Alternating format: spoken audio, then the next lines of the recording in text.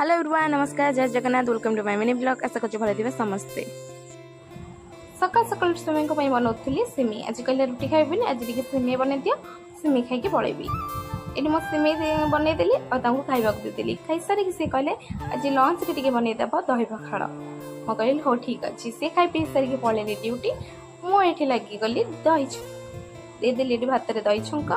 Lunch time भी हेतला, से पळेले duty lunch करे बोले कि दही पखाड़, कलम शाग भजा, पोई आलू बेसर, आलू टमाटर सुकुआर गोटे पाग।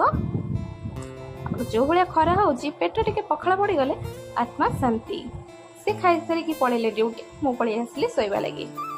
संध्या बेले उठला बेले संध्या दी सारिकी पार्टी टिके खोदला चटपटा खाइबा पई। घरे मक्का थिला, मक्का रे बनै देली क्रिस्पी कॉर्न।